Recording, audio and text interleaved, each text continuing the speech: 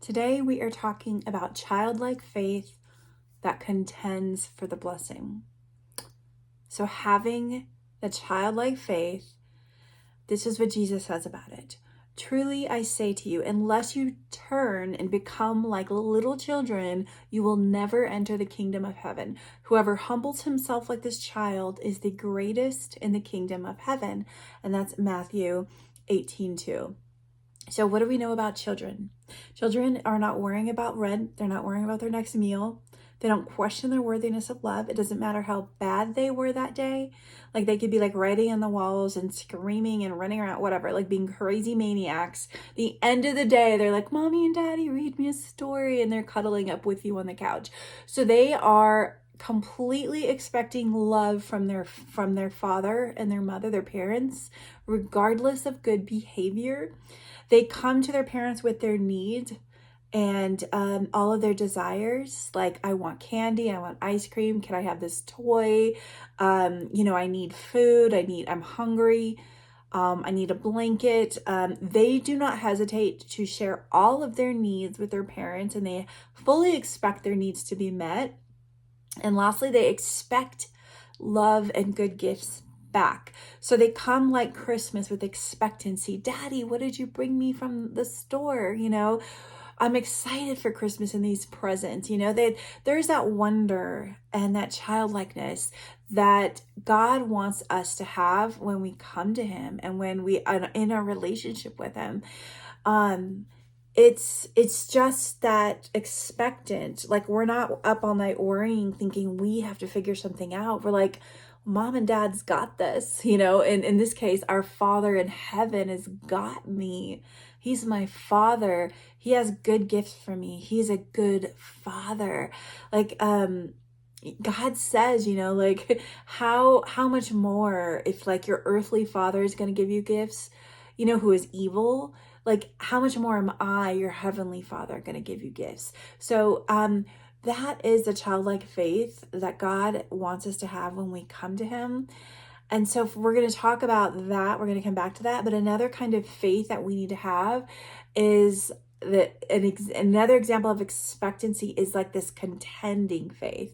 And we see that example with the Shunammite woman.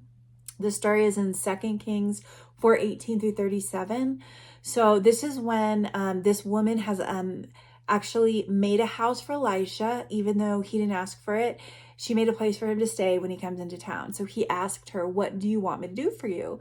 She was like, I have everything. And Elijah offered a child. He was like, you're childless. Let me do this for you. By this time next year, you will have a child. And so Elijah does this miracle unasked by this woman, but then sometime later, like the child's no longer like a little baby, he's like a kid. Sometime later, the son dies. And so what was the Shunammite woman's response to this promise, this miracle child dying? In 2 Kings 4:23 and 26, she responds and says, all is well. But so her spirit is calm, and she doesn't stay put. She doesn't stay there. Her child is dead, and she's not staying at home. She's calm, but she goes out and she moves with speed, and she has her horse like run without stopping to the prophet's house. And she confronts the prophet, but not in a frantic way. She just was like, hey, I didn't ask for this miracle that you gave me, this blessing. You did it. You fix it. So what incredible faith. Like her son dies, and most of us at this point would be like giving up. We're just like, okay, I guess God didn't have this miracle for me after all. I guess this blessing wasn't for me. Like, this sucks. Like, I'm just going to stay home and mourn and grieve, and like, I'm giving up. But this woman had incredible faith. She didn't accept the situation, and she demanded her miracle, her miracle back, that is. So the woman said, as the Lord lives and you yourself live, I will not leave you. So she said this to Elisha. So basically, you are stuck with me until you fix this situation that you brought in my life. And so Elisha followed her to her house. And one thing that one thing in the story that it shares is that when the Shunammite woman went to Elisha, Elisha gave her his staff to his servant and said, hey, go lay this on the boy. And the staff goes and lays the servant goes and lays the staff on the boy, and the boy doesn't, awaken. And the servant comes back and reports that to Elijah and the woman, and was like, hey, like, I laid the staff on the boy, like you said, and the boy is not awakened. So some people might have thought that was also like a no, sorry, like, there's nothing we can do. You get those responses from people. And so there's like that person that's like, okay, all right, bye, and they leave. And then there's that other person that's like, no, I want to speak to your manager. You know what? And so this woman was like, I want to speak to your manager. She's like, I'm not leaving you, Elisha. You are fixing this. And then, so Elijah wasn't content in just allowing the servant to like say, no, this isn't, going to happen. Elijah follows her to her house, and then basically an interesting part of the story that is actually not really related to this word, but that I found was super interesting, was like Elijah goes into the room where the boy was dead, and Elijah like lays on the boy. So Elijah touches his eye to his eye, his cheek to his cheek, his like, he lays on the boy, and then the boy comes to life. So this is an entirely different word, but it was just an interesting miracle that I haven't seen or encountered in the word. It's also a miracle of like, sometimes like we might do something small for someone, and think that's enough. But Elisha went all the way in to reach this boy. He touched this boy with his physical presence. So I don't know if that word, that little tangent is for somebody out there, but like, he's not giving up with like half-hearted attempt. Like, he is going all in, and he is giving himself to this boy that's dead. He's touching the boy with his hands, and he's holding the boy, and he's doing everything he can to reach this boy. He's doing everything he can for this boy to go from dead to life again. And he did.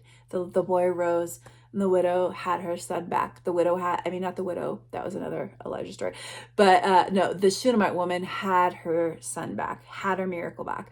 And that is the faith that we need to take away from this contending story, is that God, I am not letting this go. You promised A, B, and C, and I am not leaving your presence without that healing that you promised me, without the provision, without the fruit and the increase and the miracle and the blessing. And you're contending for that. And that is that faith that we need to have. Like, no, Lord, this is what you promised to me in my life. There's periods of waiting. Your timing is perfect, but I'm not giving up on my seek of you. I'm not giving up on this ask, because you are faithful. I believe in you, and I believe that you have good things for me. I have that childlike faith, and I'm contending for the good gifts from my Father. So another story of that contending, the last one that I want to leave you with, is Jacob. So Jacob wrestled with an angel all night long and wouldn't let him go. Genesis 32:26 says, Jacob talking to the angel, and the angel is like, hey, we've been wrestling all night. Day is breaking. Let me go. And Jacob says to the angel, I will not let you go until you bless me, which I thought was crazy audacity. Because like, if an angel is visiting me in the middle of the night, I am falling on my face and I'm saying, whatever you want to do with me, like, it's you, I'm like, whatever you want. Like, I am not tackling this angel and capturing it and demanding it to bless me. So that is crazy. It's audacious. It's outrageous. It's bold. It's fearless faith right there. And in this, Jacob not only received his blessing, but a new name. Genesis 32:28 says, your name shall no longer be called Jacob, but Israel, for you have striven with God and with men, and have prevailed. So his name Jacob meant heel catcher. And remember, Jacob's brother was Esau. And Esau was the older brother, and Jacob stole his brother's blessing. His name, Jacob, also means to follow, or it means behind. And God changed his name to Israel, which means to wrestle with God, or he contends with God, or one who prevails with God. So Jacob was born with a name that meant follower, and God changed his name to fighter. So he came out of the womb like already behind. He was a follower, and but because he was a fighter, he got his lazy brother's inheritance. He got his bride. Remember, he had to work 14 years and contend with his father-in-law, who was unscrupulous and, wanted to like use Jacob and not give him his bride. So he gets his bride because he fights and contends his father-in-law for it 14 years later. So that was a big fight. And he has his name changed, his entire identity and future. And he was the forefather of a nation, God's chosen people, no less. So this story clearly shows us that you are not stuck with the cards that you are dealt. They don't matter. Anyone can contend with God and do battle in the spiritual realm, and by faith obtain your blessing. And just like the Shunammite woman, declare that you are not leaving without your miracle. And so this begs me to question, like, are we settling without truly believing God for what we're asking for? Are we tapping out after praying a few times without seeing the answer? And are we giving up and giving in with less than what we are promised? Are we settling outside of our promised land? And Hebrews 11:6 says, but without faith, it is impossible to please him. For he who comes to God must believe that he is, and that he is a rewarder of those who diligently seek him. Mark 12:30 says, and you shall love the Lord your God with all of your heart, with all of your soul, with all of your mind, and with all of your strength. Jeremiah 29:13 says, and you will seek me and find me when you search for me with all of your heart. So are we half-heartedly seeking God and then expecting his hand to move in our lives, and then we get discouraged and we're questioning God's faithfulness? God wants wholehearted followers. He wants diligent followers. He wants followers who are worshiping him in spirit and in truth. And this next verse that I'm going to share with you, mind-blowing. 2 Chronicles 16:9 says, for the eyes of the Lord run to and fro throughout the whole earth to show himself strong on behalf of those whose heart is perfect in him. Your heart here means like your inner man, your mind, your will. So you're making up your mind and you're choosing this path. And then when he says on behalf of those whose heart is perfect to him, perfect does not mean flawless. In the Hebrew, it's called shalem, which means complete. So you are complete in the Lord. You are full, you are peaceable, you are quiet, you are whole. And shalem sounds a lot like another word, shalom. So it's that peace, having that peace and contentment in the Lord. So God is not looking for flawless people. He's not looking for the most holy person. He's looking for those whose heart, your mind, your will, your inner spirit is complete, whole, and content and at peace with him. Psalm 16:5 says, Lord, you alone are my portion and my cup. You make my lot secure. So being in the presence of God, you trust in him. Your heart fully trusts in him. You feel content in him. You feel safe, provided for, full in him is where you get your joy and your satisfaction. So God, if that is you, God is actually seeking you out to bless you, to show himself strong on your behalf, which is mind-blowing to me. The God of the universe sees you. And he is looking for you, and he is seeking for people who are content in him, who have him as their portion. And in that, he's choosing you right back. You choose him and he's choosing you. You are chosen and he's going to show himself strong on your behalf. You want to see the hand of God in your life? Choose him first. Go all in with all of your heart, soul, and mind, which can be a total challenge in this world. Having that faith, that childlike faith that says like, Dad, you are all that I need, is hard because this world can be scary. We have a lot of needs. There's a lot of burdens. We live in a sinful, broken, fallen world. So it's really hard to still maintain that wonder and that childlikeness and that trust in Abba, our Father, who provides for us and gives us good gifts. We're often striving for perfection. We're trying to earn our blessings and our rewards with moral living and with like not sinning. And then when we fall, we feel unworthy. And we believe that God favors the exceptionally holy or good, like those saints, like the Pope or religious leaders. But remember what Jesus said to the religious leaders in his day and age. Those are fighting words, what he said. If you remember, they were words of like whitewashed tombs, and I'm not saying the leaders of our day are whitewashed tombs or that Jesus has, harsh words for them. But I am saying like God is not looking for the Pope or for the religious leaders or for the super holy or for the perfect. God is looking, what is he looking for? Those who have made him their portion. You're not stressing or you're striving, but you're like, God, you are my portion. God's measurements are literally not the measurements of this world. He looks at your heart. Just like David, he was pleased with David, and he said, like, David was a man after my own heart. Not because of his great feats or because, he killed giants, but because of his devotion and his worship to God. David was a worshiper. He was actually a musician. And we all know that David was far from perfect. In fact, quote, like in parentheses, murderer, adulterer, okay? So God still said that David was a man after his own heart, even though God knew in advance, like all the sins that David would commit. David was still a worshiper. So God is not looking for perfection, far from it. He's looking for a heart that's devoted to him, that is content in him, and that's whole in the Lord. So that is literally so freeing because we don't have to stress and strive and be perfect, and we don't have to try to be saints. We just have to abide with Christ.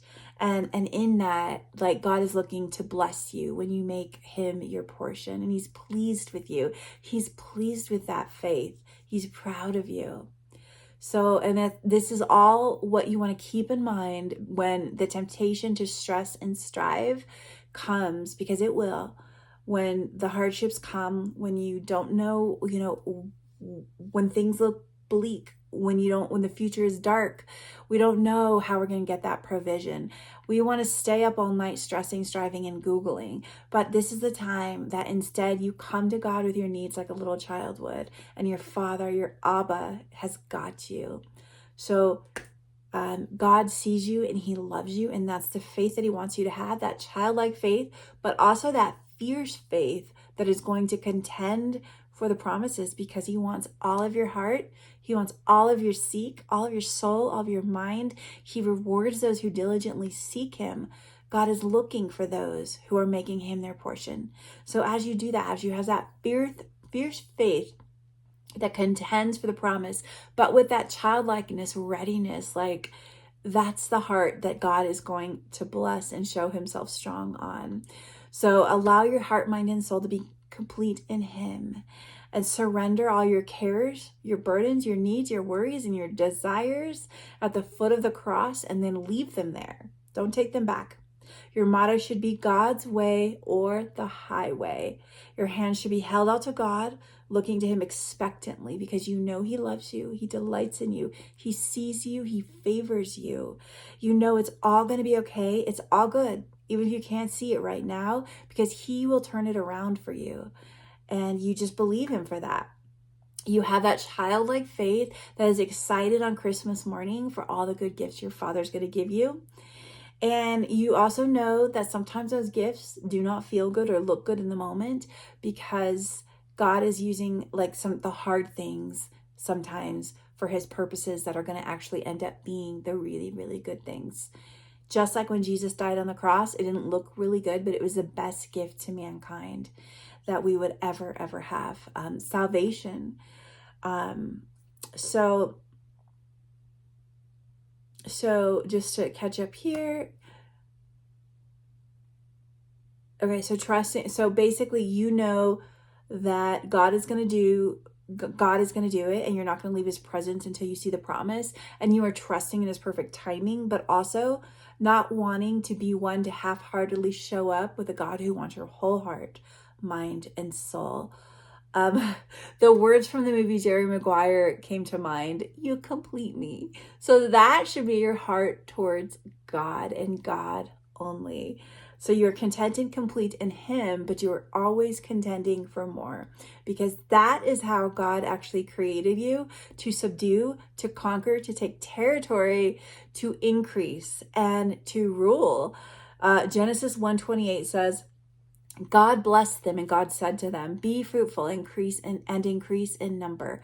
Fill the earth and subdue it. Rule over the fish in the sea and the birds in the sky and over every living creature that moves on the ground. So God is blessing them. He's saying, be fruitful, increase, subdue, rule, okay? God didn't make us to be weak, sad, lonely, and poor, okay? So wake up every day and declare over your day like David did. I remain confident of this. I will see the goodness of the Lord in the land of the living. Psalms 27:13. And that is not in some far distant future in heaven. This is on earth, where God has me living today. I'm going to see the goodness of God. I am confident of that. So, that is the word God gave me today, which I felt was just really powerful. But there's one more thing that I wanted to add to that. And when I wrote down this word, and I was walking home, and I looked at the sky, and there was a little cloud shaped like a heart. And then that passage from Elisha came into mind, where Elijah was, there was a drought for all these years. Elijah was praying for rain again. And he had prayed, and he had prayed, and he had prayed. 7 times he sent his servant back to look. 7 times the servant came back and was like, no, there's nothing. Or maybe it was like on the 7th time the servant came back, but eventually, like I think on the 7th time, the servant came back and said, there is a little cloud the size of a man's hand. And this is in 1 Kings 18:42 through 44. Yeah, the 7th time the servant reported, a cloud as small as a man's hand is rising from the sea. So Elijah said, go and tell Ahab, hitch up your chariot and go down before the rain stops you, okay? Crazy. So there's been this huge drought. Elijah's praying for rain. He sees just a tiny cloud this size, far, far, far away. And he says, oh my God, like, hitch up the chariot, the rain, before the rain stops you. So he sees this tiny cloud, and he knows without a doubt that means not just a little rain, but that a lot of rain is coming. So much rain that it could even stop you in a chariot. Okay, that is amazing faith. And so that one thing that God also spoke to me along with this word is that God sends his confirmations. And sometimes, like, as we're praying for things, as we're contending for those miracles, we are beginning to see those confirmations where God is like showing us in his word with words from other people. It's signs all around us like, hey, this blessing is coming. Like, I am bringing this blessing. Here's your like small hand cloud of the sky. And then as time goes on, you start getting more and more confirmations. And that little small hand suddenly is large, huge clouds. And you start to think like, God, like I keep seeing these confirmations, but I'm not seeing that promise. And, that's been happening to me. And honestly, like I'm getting to that point where I'm just like, I'm tired of seeing the signs. Those signs are actually giving me hope deferred. I'm getting weary in the wait, and I am getting impatient to the point where I'm like, God, stop the signs. I don't even want this thing anymore unless you want to give it to me, but I don't want to know about it in advance anymore. I just want, like, if you have it for me, fine, give it to me, but take away these signs because they're giving me hope deferred. And this word came into my heart so strongly. Like, those signs are actually a time that we need to start preparing for the promise. That those signs and those confirmations is God speaking his promise and his elevation over us. And my desire to like push those signs away is because I'm out of fear. Like I just want those signs are telling me like big things are coming, like huge elevation, and I don't want that. Like I'm content to stay small, but like with just maybe a little bit more, like a little more money, just so I don't have to worry. I don't want to be over here, like way up here. I want to be right here, just like okay, but not, because when you get that greater elevation and that greater blessing, it comes with greater responsibility, and it comes with like those who are blessed need to be a blessing. So there is a fear that comes with increase and elevation that is really big. So if God starts speaking to you these things, there's a tendency to want to shrink back and hide from those confirmations and actually get hope deferred and weary. Instead, God is saying, okay, and like, first of all, that is from fear. That's like a level of fear of like not wanting to elevate into all that God has for you because it's scary, it's uncomfortable. We're so used to being in this wilderness season hidden, and God's like, I'm going to put you on display. Like you are going to be shining, which is what his original intention is for us, is to shine for his glory. Like you are going to shine, girl. And that's kind of terrifying. So when God starts beginning to show you like that he's doing this move in your life, sending these signs and confirmations and these clouds in the sky, you want to hide from it. And God spoke to me today that we need to prepare. So when we've contended and we've prayed, and when he starts to say, okay, I'm bringing this, and he tells us in advance, like, now's the time to prepare. So if the thing that you had been praying for shows up next week or tomorrow, are you going to be ready for it?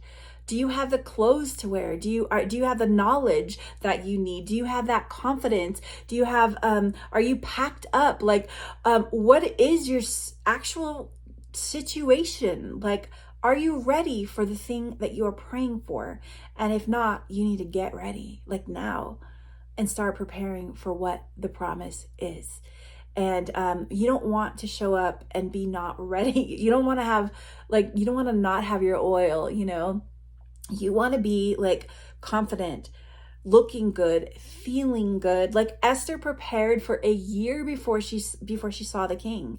Like she had oil baths all year long. Like, so if you're praying for a husband, like what are you doing? Like, what are you doing? Like, to be ready for that husband? Are you reading those marriage books? Are you getting your finances in order? Are you working out? Are you eating healthy? Are you wearing the cute clothes? And are you making sure your heart is pure and that you don't have any counterfeits in your life, that you're not looking in lust at anything? Like we don't have to be perfect for these promises at all, but we do want to prepare for them as much as we can, because that shows that we have faith, that first of all, that we are expecting God to bring those promises and answer our prayers. And secondly, that we're ready to step into them, that we're not afraid to step into them. Because when we mentally, physically, spiritually prepare for something, when it comes, we're not going to run the other direction. You know what I mean? We're not going to be like, oh my gosh, that's too big. Like, I can't. Like, if God asks you to step on a stage with 1,000 people tomorrow, could you do it? Do you have your message prepared? Do you have your testimony ready? If that business opportunity comes, like that, there's like or your work set, you're like a manager and they ask you to be a director. Do you have the things in place that are going to give you the confidence to say yes to that opportunity, to that blessing, into that provision, into that answered prayer that God is bringing? So that is what God spoke to me. And like, just as we have to have faith in God to provide in our small seasons to get us through, like, we also need to have faith for courage when he's showing us the blessing and the elevation that's ahead. So I think that's all that God gave me for today. So may your seek be wholehearted and fierce. May you be complete and whole in God alone, and may you see him show himself strong on your behalf this very day. So that's it. I hope that blesses you, encourages you, fills you with faith as it did to me today. So let's prepare for like the answered prayer that God is bringing in our lives. And yeah, I will see you in the next word. Love you much. Keep shining.